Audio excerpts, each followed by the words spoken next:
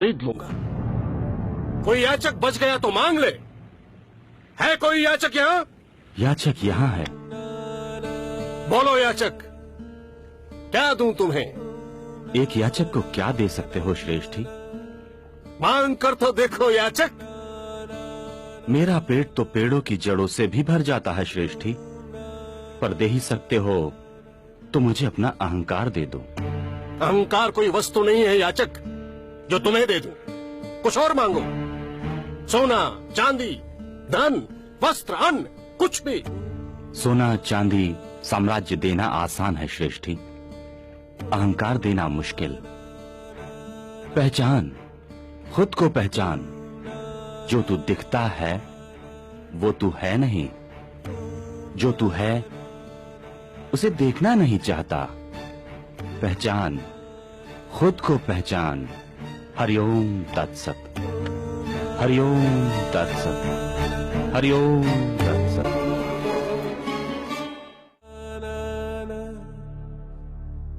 दे सकते हो तो मुझे अपना अहंकार दे दो। अहंकार? चांदी सोना साम्राज्य देना आसान है। हाँ।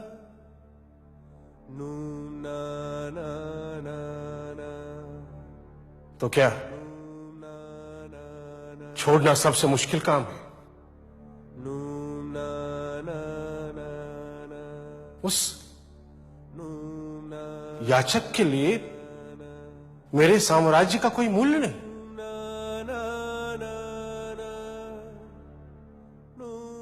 क्यों उस मांगने वाले के सामने मैं आज अपने आप को छोटा महसूस कर रहा हूं?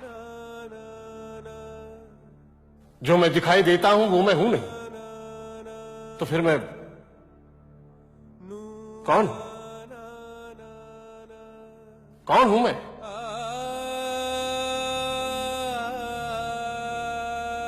इस प्रश्न का उत्तर मैं ढूंढ कर आऊंगा।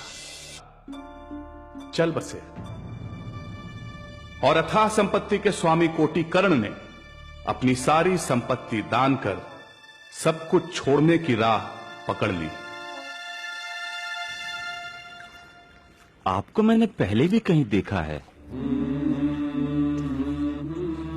देखा होगा।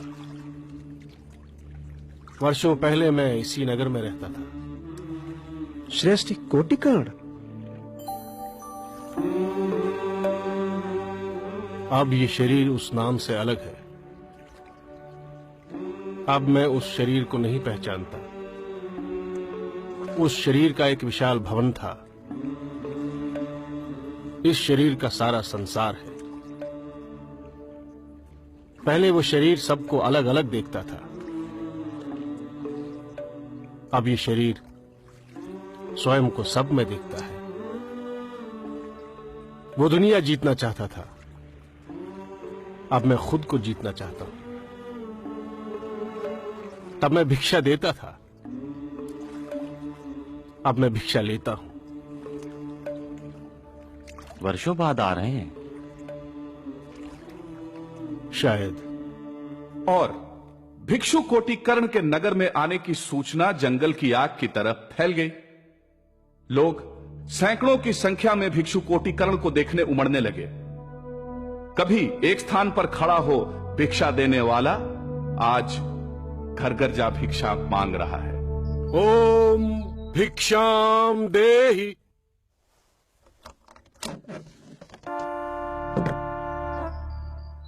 श्रेष्ठी कोटिकर्ण, मैं अभी आपके लिए भिक्षा लेकर आती हूँ स्वामी जी।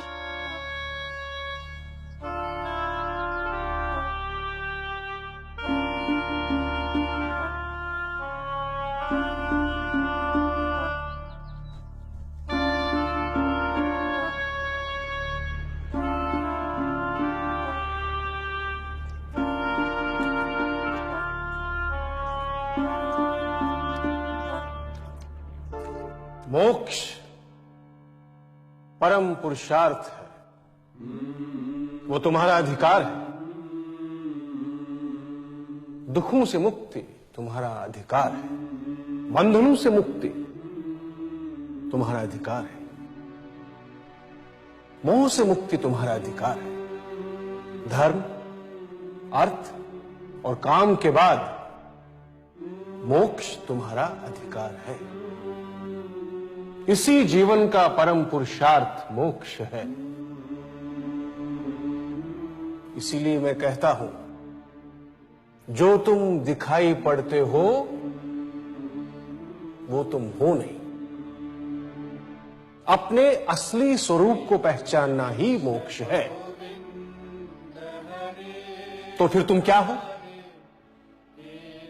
तुम अमृत हो। जो जान लेता है कि वो ये शरीर नहीं है, वो जन्म और मरण के बंधन से मुक्त हो जाता है। तुम अनादि हो, अविनाशी हो। इसलिए तुम ऐसी रचना करना चाहते हो जो कभी नष्ट ना हो। तुम असीमित हो, अनंत हो। इसलिए तुम आकाश को छूना चाहते हो, पर्वतों को लांघना चाहते हो। तुम दोष रहित रचना करना चाहते हो क्योंकि तुम निर्दोष हो। जब तक तुम ये शरीर हो, सीमित हो।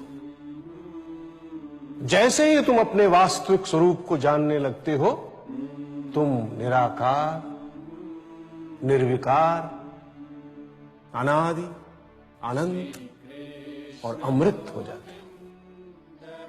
इसलिए अपने चित्त और इंद्रियों के स्वामी बनो, उनके गुलाम नहीं। इंद्रियों की गुलामी से मुक्ति, यही मोक्ष है। सुख मत मांगो, सुख के स्वामी बनो।